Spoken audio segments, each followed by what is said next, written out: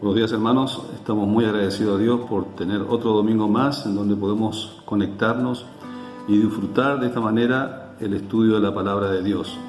Hemos aprendido mucho acerca de la fe y nos introducimos en esta mañana en la carta de Judas, que en realidad habíamos comenzado tocando un versículo donde nos demanda, nos desafía a contender ardientemente por la fe que una vez hemos recibido. Tocamos acerca de la fe, de su definición, hablamos de la práctica de la fe, el testimonio de la fe y también hablamos acerca de la prueba de la fe. ¿Se acuerda que hemos considerado y estudiado también acerca de los medios por los cuales Dios prueba nuestra fe?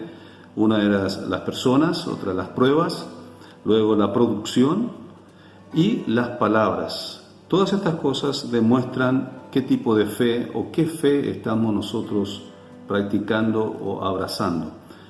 Y en la introducción a esta carta de Judas, que en realidad es una carta que nos demuestra del por qué nosotros tenemos que contender ardientemente por la fe. Hablamos acerca de que por años, por siglos, nuestra fe ha sido golpeada, atacada, hasta desacreditada, intentando siempre dejar a la fe cristiana por debajo sin ningún crédito, ninguna credibilidad.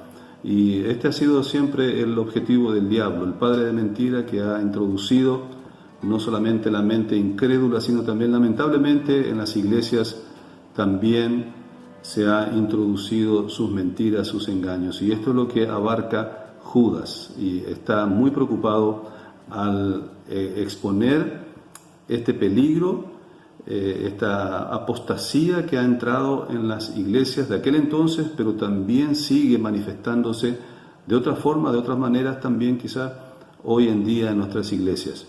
Y en la introducción de la carta de Judas, comenzando del versículo 1, dice así: Judas, siervo de Jesucristo y hermano de Jacobo, a los llamados santificados en Dios Padre y guardados en Jesucristo, misericordia y paz y amor os sean multiplicados. Quisiera iniciar con el versículo número 1, justamente presentándose Judas. Y si recordamos, habíamos hablado de que Judas era el medio hermano de Jesucristo, al igual que Santiago. Estos dos llegaron a experimentar una crisis de fe, porque debemos recordar que ellos crecieron con el Señor Jesucristo, eran integrantes de una misma familia. Tanto Judas como Santiago crecieron con el Señor Jesucristo. Santiago llegó a ser el pastor de la iglesia en Jerusalén y también es el autor de la carta que lleva su nombre. Ellos fueron y crecieron como medios hermanos de Jesucristo, la misma familia. ¿Cuántas experiencias, cuántas anécdotas habrán tenido ellos?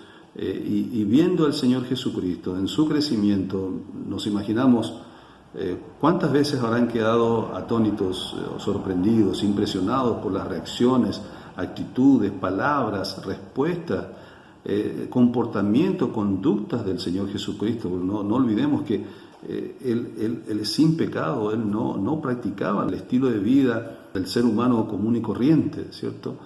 Entonces, esto habrá sido muy difícil de digerir para sus medios hermanos, de la diferencia que había en el Señor Jesucristo con ellos, ¿no? Y podemos imaginarnos realmente que esto hasta podría haber producido en ellos cierta envidia, celos, que los llevó a cerrar sus corazones para aquel momento cuando el Señor Jesucristo fue llamado para salir y ministrar y predicar el Evangelio, y haciendo tantos milagros y creciendo su fama, llegó a ser tan popular, tan conocido, y aún así sus medios hermanos no creían en Él, rehusaban creer en Él, no lo aprobaron, no lo consideraron.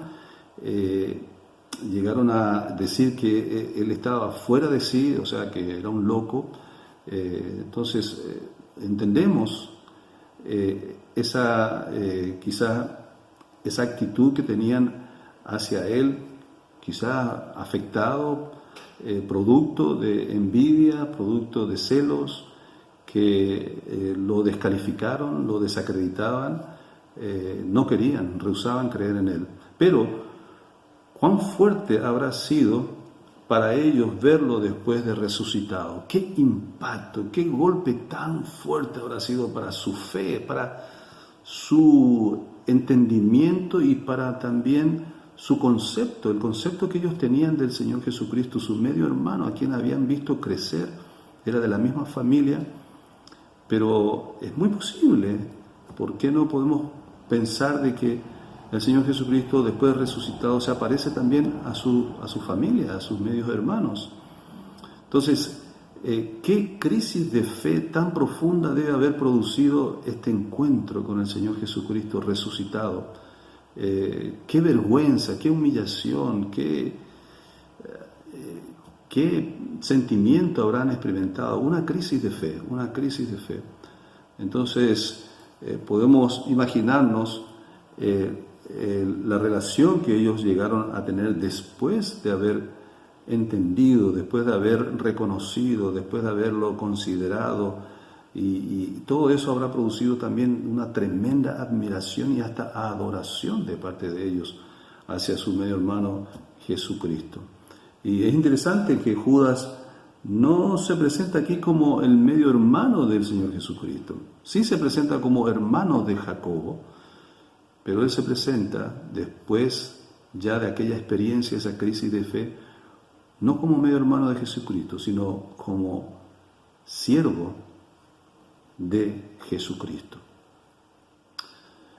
Me imagino que después de esta experiencia habrán valorado mucho más el hecho de que Jesús fue su medio hermano y que habían crecido juntos en la misma casa. Para ellos, la sangre de Jesús llegó a ser mucho más importante y mucho más valiosa que la sangre de la familia en sus venas, que los relacionaba con el Señor Jesucristo como medio hermano en su vida terrenal. Judas y Santiago podían decir con el apóstol Pablo en 2 Corintios 5:16, a pesar de que hemos conocido a Cristo, según la carne ya no lo conocemos así. Así también muchos han escuchado de Jesús desde niño, otros ya han pasado años en la iglesia, pero no logran creer en Jesucristo como el Salvador, no lo reconocen, no lo aprueban, no llegan a admirarle como tal y valorarlo como tal y adorarlo. ¿Cómo lo hicieron los medio hermanos de Jesús? Que no lo reconocieron como el único que puede salvarlos. No lo consideraron como Dios Todopoderoso, Creador del universo, que vino al mundo como hombre para morir y derramar su sangre por nosotros los pecadores. Y lamentablemente hay muchos que no lo aprueban también. Y están en las iglesias, muchos están en la iglesia, pero no lo consideran, no lo aprueban como quien es digno de toda obediencia, sumisión y adoración, ni lo admiran como ese maravilloso y amoroso Dios, que aún con toda su grandeza, con toda su gloria infinita, está pendiente de este gusano tan miserable y tan pequeño como yo. Sí, mis queridos, tienes que reconocer al Señor Jesucristo. Si has llevado años en la iglesia y no tienes una relación íntima, especial con Él, como aquel que es digno de toda tu adoración y tu servicio y tu entrega de vida, de corazón, tienes que llegar al punto de inclinar tu corazón, de inclinar tu rodilla y declarar que Él es tu Salvador y tu Señor. Considéralo, apruébalo, admíralo, adóralo. Aún hay muchos en la iglesia que por años no tienen esa actitud, esa respuesta hacia el Señor Jesucristo. Siguen indiferentes, aún con todas las oportunidades y los favores y bendiciones que reciben de Él. Y no llegan a tener esa relación personal con Jesús, porque simplemente se han entregado a una vida de costumbre de iglesia.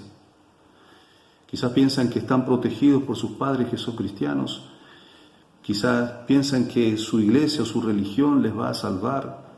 Pero un día entenderán que Dios no tiene nietos, sino hijos, y que la iglesia ni la religión son garantías que les puede llevar al cielo. A ti Dios te dice hoy, hoy es el día de tu salvación, hoy es el día aceptable. Reconoce tu necesidad, reconoce tu condición de pecador y de perdido, que si mueres sin Cristo irás al infierno, que ya Dios entregó un cordero que fue sacrificado para pagar todos tus pecados.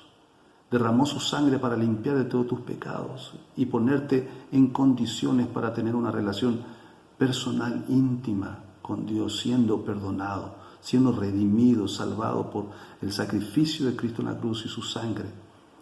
Y porque Él resucitó al tercer día y vive como prueba sublime, contundente de que Él es tu Salvador. Vemos aquí la crisis de fe de los medios hermanos de Jesús. Así iniciamos y nos introducimos a la carta de Judas, este hombre que creció con el Señor Jesucristo, pero que llegó a tener esa convicción, esa certeza y esa fe, que abrazó al Señor Jesucristo como su Salvador y su Señor por toda la eternidad. Ahora, en el segundo lugar, vamos a ver la credencial de la fe de un verdadero cristiano. La credencial de la fe de un verdadero cristiano. Y aquí Judas identificó a sus lectores como cristianos en tres maneras específicas. Dice que son llamados, santificados en Dios Padre y guardados en Jesucristo. Tres maneras específicas que Judas identifica a los lectores, a los cristianos, a los creyentes. Ellos fueron llamados. Una persona es un cristiano porque Dios lo ha llamado. No es un cristiano simplemente porque dice serlo. Tú no eres un cristiano porque simplemente dices ser cristiano. Si eres cristiano es porque Dios te ha llamado. Dios te ha llamado a ser un hijo de Dios. No hay un cristiano en forma independiente del llamado de Dios. Segundo, ellos fueron santificados por Dios el Padre, fueron apartados. La palabra santificado significa apartado del mal, pero también apartado para Dios. Apartado para Dios. Apartado del mundo, apartado del pecado, apartado para Dios. Y también son guardados en Jesús.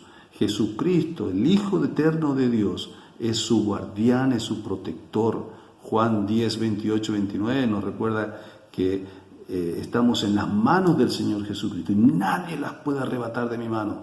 Mi Padre que me las dio es mayor que todo y nadie puede arrebatarlas de las manos de mi Padre. Entonces tenemos una protección y un guardado especial de Dios y del Padre. Pero también la credencial de la fe de un verdadero cristiano radica en esto que Judas habla acerca de la finalidad de la fe. Y en su salutación, qué interesante la forma en que él saluda en esta carta, y es una costumbre de aquel entonces entre los cristianos y los apóstoles también: misericordia y paz y amor os sean multiplicados. Qué difícil es para nosotros tener este tipo de lenguaje, ¿no? De saludarnos de esta manera, tan espiritual, tan bíblico, con una visión de lo que es la fe cristiana, las convicciones que tenemos, la esperanza que abrazamos. Ojalá pudiéramos tener nosotros ese tipo de lenguaje, ese tipo de palabras, de conversaciones. Y aquí Judas identifica tres finalidades de la fe de los cristianos y que esto sean multiplicadas en la vida del cristiano. Una misericordia que nace en uno que ha experimentado la misericordia de Dios. Dios dice: misericordia quiero de ustedes. Así como yo he mostrado misericordia para ustedes, quiero que ustedes también tengan misericordia. Alguien que no tiene misericordia, compasión, no ha experimentado el amor del Señor, la misericordia del Señor. Una iglesia que no practica la misericordia ha abandonado la fe o nunca lo ha experimentado. Una paz una paz que nace solo en aquel que conoce y tiene a Cristo en su vida. ¿Se acuerdan sus palabras? Mi paz os dejo, mi paz os doy, no como la da el mundo. El mundo imita una paz, pero no es la paz verdadera y eterna que solo Cristo puede dar. ¿Cuánto engaño tenemos en este mundo? Hasta la paz el enemigo quiere imitar para confundirnos y no buscar la paz de Dios. Hasta que vienen crisis en donde nuestra paz, que la recibimos del mundo, no es suficiente. Un amor que nace y crece solo en aquellos que han experimentado el amor del Señor Jesucristo. Este mundo, hermanos, necesita de amor. Hay tanta gente carente de afecto. También tenemos hermanos en Cristo, en nuestra iglesia, que sufren la ausencia de afectos en sus vidas, de comprensión, de aceptación, que tan solo con una muestra de ese amor práctico, incondicional, sus vidas pueden ser aliviadas y hasta transformadas. Cuando sentís que es difícil amar a alguien, te animo a que pienses en esto, que hagas esto. En primer lugar, recuerda que Cristo te amó y te aceptó tal cual como eres. Segundo, piensa que aquello por lo que no podés amar a una persona puede ser cambiado por una manifestación, una demostración de tu amor. Aquello que no te gusta de una persona, aquello que te hace rechazar a una persona, puede ser transformada, cambiada, con tan solo una muestra de tu amor hacia ella. Y tercero, el amar no se trata de ti. El amar no se trata tampoco de la otra persona. Se trata de Jesús. Que Él sea conocido porque Él es amor. Y el que ha sido afectado, impactado por el amor de Cristo, esta persona naturalmente, espontáneamente, va a transmitir amor a los demás. Si estás experimentando el amor de Cristo, no te será ningún problema, ningún obstáculo para mostrar amor a otros. Recuerda, aquella persona que te cuesta amar y que a veces lo rechazas, te alejas, lo repudias, lo desprecias, Cristo también murió por ella. Cristo murió por esa persona, por amor. ¿Cuál es tu credencial que te identifica como alguien de fe cristiana? ¿Podrías identificarte como alguien espiritual? A veces es fácil identificarnos como cristianos y somos de la iglesia tal, aunque muchos no lo hacen. Pero, ¿qué es más difícil? ¿Decir que se es cristiano o decir y manifestar, identificarnos como una persona espiritual, santificada? Qué triste es ver cuando los mismos cristianos, entre cristianos, tienen prejuicios. Y a algunos les cuesta manifestar expresiones y pensamientos espirituales, porque temen que sean conceptuados como los super espirituales, o el santificado, el super espiritual. Pablo decía a Timoteo, tienes que llegar a ser ejemplo entre los creyentes. Entre los creyentes, es interesante, entre los creyentes hay prejuicios. Hay una lucha con manifestar e identificarse como una persona espiritual. Qué interesante sería poder tener una plena confianza y libertad de expresión de lo que vos estás aprendiendo de Dios. Y es llamativo en el grupo mismo de la iglesia, en WhatsApp, muchas veces al compartir lecciones.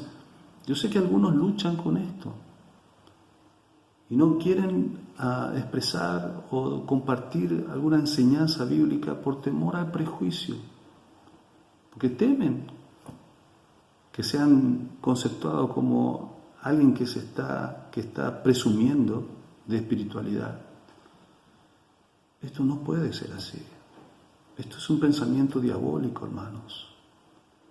Y si sos de las personas que critican y cuestionan cuando alguien está expresando algo espiritual en su vida, está manifestando santificación en su vida, si es una persona que está criticando y prejuzgando esto, mi querido, eso no está bien. Eso es del diablo, es del calumniador, es del acusador de los hermanos. Entre nosotros debería haber motivación de expresión libre. Nunca critiques, nunca juegues con esto cuando un hermano está manifestando crecimiento y vida espiritual. Misericordia, paz y amor sean multiplicados entre vosotros. Esto habla de aceptación, habla de compasión, habla de compañerismo, de paz, de amor, aceptación, mis queridos. Es de creer que mi hermano realmente está creciendo, realmente está experimentando, y debo yo estar agradecido a Dios porque mis hermanos en Cristo están manifestando estas credenciales de la fe, que están experimentando algo personal con Dios. Y qué maravilloso es poder tener un ambiente así en la iglesia, sin prejuicios.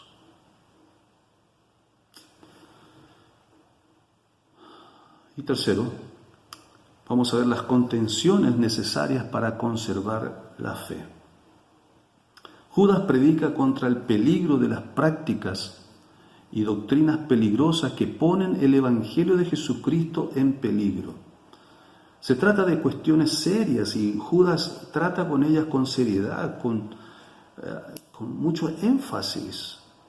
Y Judas hace un llamado para defender la fe, que contendáis, porque esa fe tiene que ser defendida. Ahora, la pregunta necesaria en esto, antes de continuar hablar acerca de las contenciones necesarias para conservar la fe, es ¿por qué contender? ¿Por qué contender? ¿Por qué guardar la fe? Y quiero mencionarte 4 razones por las que tenemos que contender ardientemente por la fe. La primera, porque su valor es extraordinario. Su valor es extraordinario. En 1 Pedro capítulo 1, versículo 7, dice así: para que sometida a prueba vuestra fe, mucho más preciosa que el oro, el cual, aunque perecedero, se prueba con fuego, sea hallada en alabanza, gloria y honra cuando sea manifestado Jesucristo. Mucho más preciosa que el oro, porque su valor es extraordinario. Por eso tenemos que contender, guardar, proteger nuestra fe. Si entras en una galería de arte y no hay guardias ni ningún tipo de seguridad, ¿qué pensarías? ¿Tiene algún valor aquello que está allí dentro? Si no hay ninguna medida de seguridad, de protección, por supuesto nuestra conclusión va a ser: no hay nada valioso en esta galería, porque si lo hubiera, habría seguridad, habría guardia, protección, seguridad. Los objetos de valor están protegidos. Las cosas sin valor no lo están. La fe, mis queridos, es tan valiosa porque es la llave que lleva a la eternidad y por la cual se alcanzan las grandes riquezas y bendiciones y virtudes espirituales de Dios. Por eso debe ser guardada. Por eso debemos contender ardientemente por nuestra fe, porque tiene un valor extraordinario. Segundo, porque su vitalidad es exigente. Su vitalidad es exigente. La antigua palabra griega traducida como contender proviene del mundo atlético, que era la lucha libre. Es una forma reforzada de la palabra que significa agonizar. Por lo tanto, contender habla de un trabajo duro, diligente. Entonces, la fe no es algo que puedo desatender o descuidar sin que se apague. Para que siga viva y encendida, debo contender ardientemente con trabajo duro y diligente. Por eso Pablo dice a Timoteo, lo hemos memorizado, 2 Timoteo 1:6, aviva el fuego del don de Dios que está en ti. Timoteo, tú eres responsable. Tú tienes que avivar, tú tienes que aplicar trabajo y disciplina para contender ardientemente por esa fe que se te fue dada.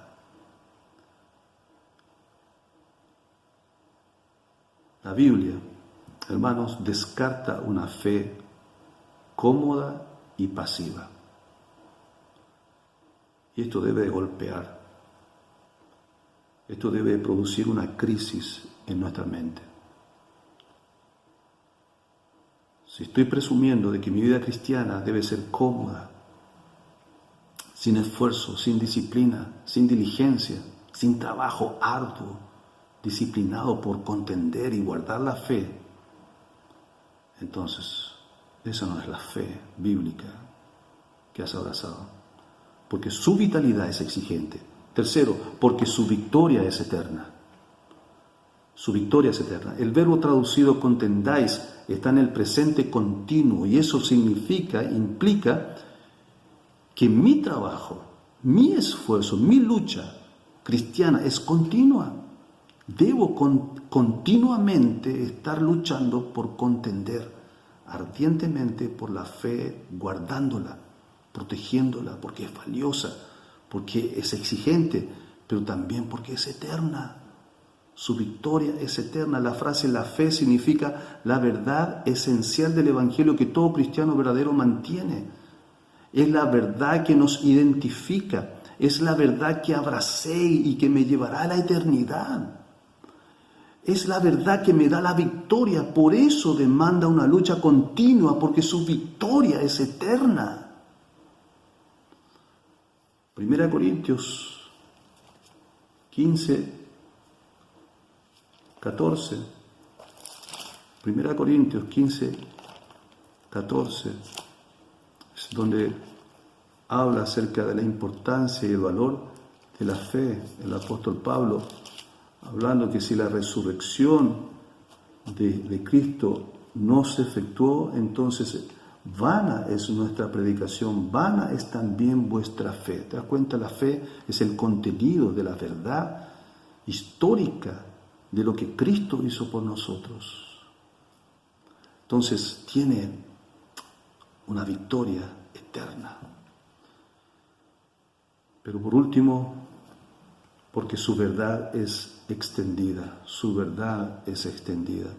Desde Abraham hasta nuestros días, pasando tantos siglos y en medio de tantas circunstancias, tantas historias vividas por el pueblo de Israel, esta historia verídica de una fe dada por Dios a los judíos fue traspasada a nosotros los gentiles, hasta hoy, hasta nosotros. Es una historia que demuestra una victoria, una verdad que se extiende por todos los tiempos y hasta la eternidad. ¿Por qué debemos contender nuestra fe? Porque su valor es extraordinario, porque su vitalidad es exigente, porque su victoria es eterna y porque su verdad es extendida. Y ahora vamos a ver las advertencias que hace Judas con respecto a los enemigos que vienen en contra de nuestra fe. Y dice el versículo 4,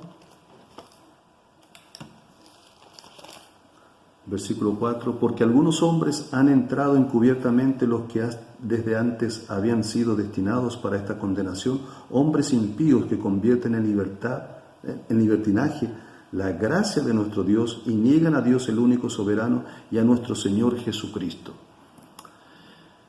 Aquí en el versículo 4 vemos su presencia, la presencia del enemigo. Y hablamos desde el principio de este estudio, de este mensaje, que el enemigo está en medio de la iglesia. Y dice así que algunos hombres han entrado encubiertamente. Era evidente que en las iglesias había presencia del enemigo. Así como en esta época también pueden aprovechar la ingenuidad de muchos hermanos en Cristo que confían en cualquiera que tiene presunción de conocimiento bíblico y lo acepta y lo recibe y lo coloca en una posición de liderazgo. Ese es un peligro.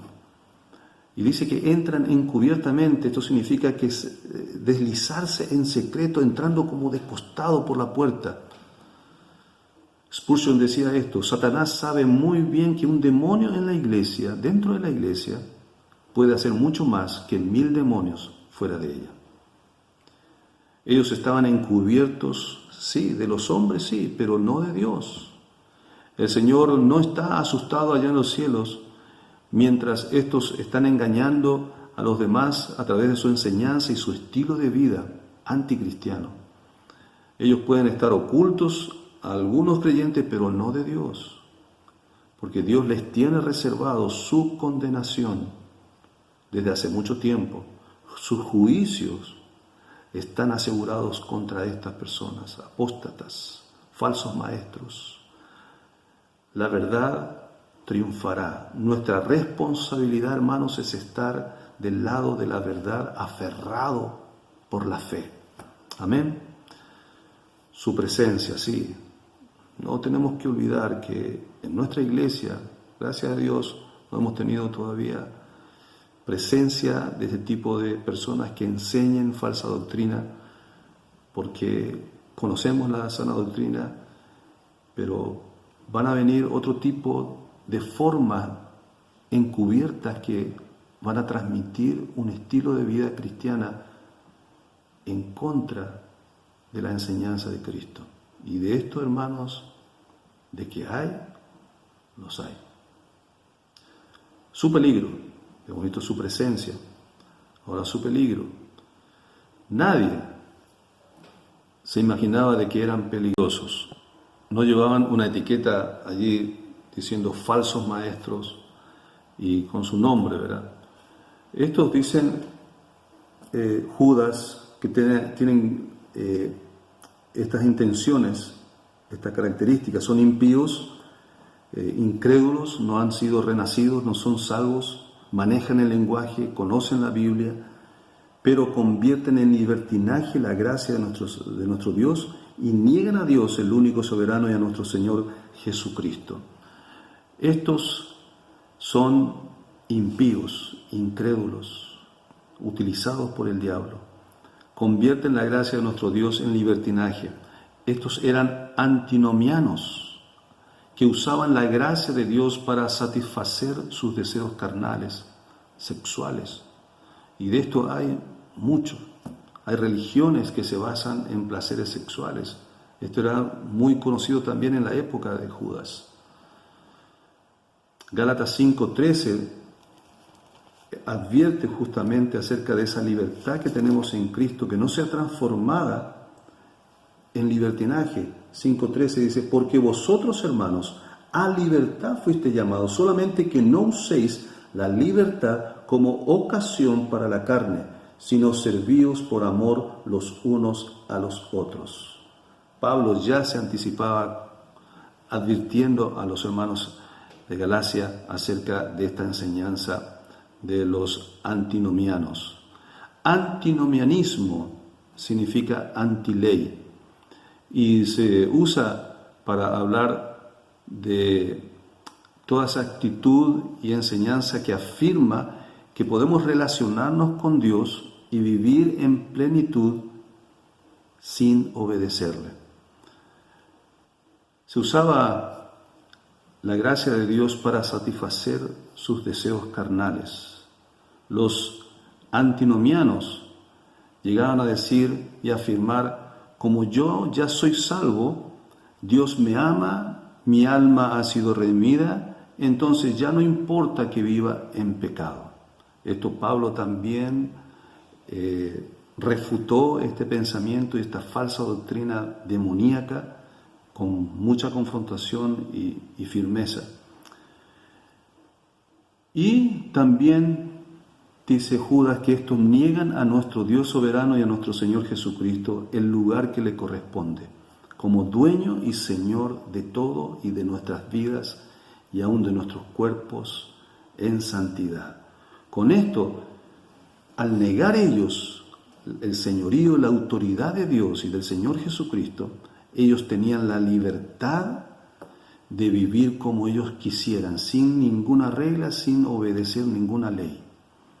Entonces, ellos tomaron esa libertad en Cristo, quisieron tomar esa libertad en Cristo y transformarla para provecho y satisfacción de la carne.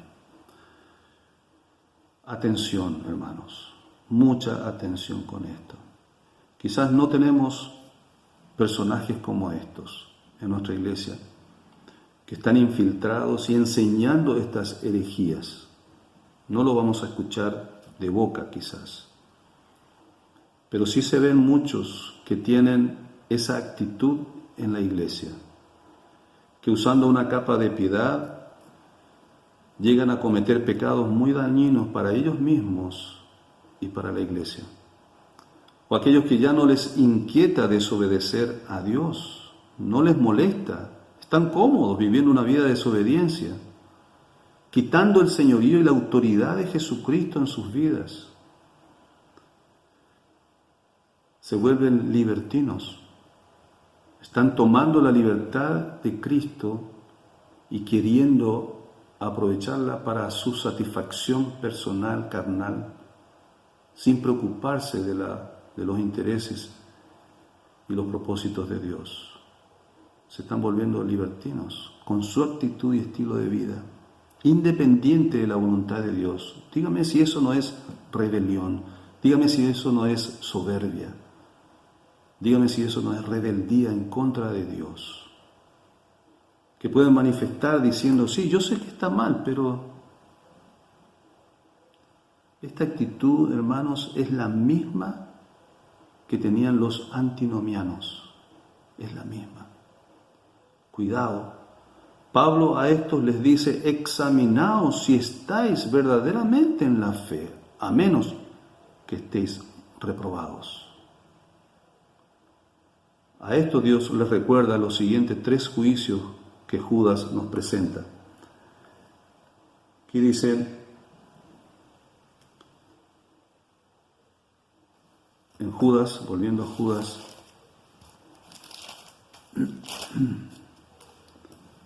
mas quiero recordaros, ya que una vez lo habéis sabido, que el Señor, habiendo salvado al pueblo, sacándolo de Egipto, después destruyó a los que no creyeron. Y a los ángeles que no guardaron su dignidad, sino que abandonaron su propia morada, los ha guardado bajo oscuridad en prisiones eternas para el juicio del gran día. Como Sodoma y Gomorra y las ciudades vecinas, las cuales de la misma manera que aquellos, habiendo fornicado e ido en pos de vicios contra la naturaleza, fueron puestas por ejemplo, sufriendo el castigo del fuego eterno. Mira, aquí presenta a Judas 3 ejemplos de juicio de Dios y él presenta esto como una advertencia, diciéndonos, así como Dios castigó, sentenció, enjuició al pueblo que salió de Egipto, a los ángeles que se rebelaron, a Sodoma y Gomorra, que vivieron una vida totalmente en contra de la voluntad de Dios, una vida antinatural, de perdición, de vida sexual. El pueblo de Israel también saliendo con tantas bendiciones de Dios, comenzaron bien y terminaron mal en el desierto, haciendo ídolos con sus manos, rechazando a Dios, rehusando creer en Él. Dios los castigó y los destruyó en el desierto en esos 38 años. Los ángeles que se rebelaron también, que tenían una posición superior, pero también Dios los castigó cuando ellos se rebelaron y fueron encerrados en prisiones eternas.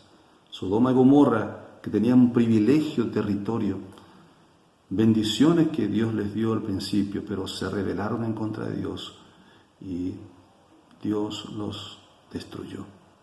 Entonces es una advertencia que Judas está presentando para aquellos que están jugando con la gracia de Dios, para aquellos que están rebelándose contra la voluntad de Dios, especialmente aquellos que están predicando ese tipo de estilo de vida y de doctrina, que uno puede apropiarse de la gracia de Dios, pero vivir una vida de libertinaje, de deseos y satisfacciones sexuales y carnales, y que nada les va a pasar. Judas está diciendo, cuidado, porque los que causan problemas a la obra de Dios y se rebelan contra sus propósitos, no importa cuán bien hayan empezado, no importa qué posición tengan, no importa cuánta bendición hayan recibido, ni si hayan pasado como maestros y predicadores admirados y exaltados. Ellos serán juzgados, sentenciados y castigados, así como el pueblo que salió de Egipto, así como los ángeles que se rebelaron y así como Sodoma y Gomorra. Debemos, hermanos, contender ardientemente por la fe, porque hay enemigos, hay hombres peligrosos alrededor y en medio de los cristianos. Entonces, este es el desafío para nosotros hoy, de trabajar arduamente por guardar esa fe pura, con limpia conciencia, con una fe no fingida, pero teniendo una característica de una persona apartada del mundo, apartada del mal, apartada para Dios. Que esa sea tu credencial, mi querido hermano, hermana.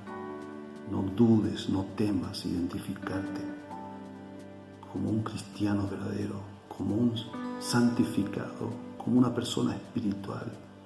Que la misericordia y la paz y el amor se multipliquen en nuestras vidas. El Señor nos bendiga.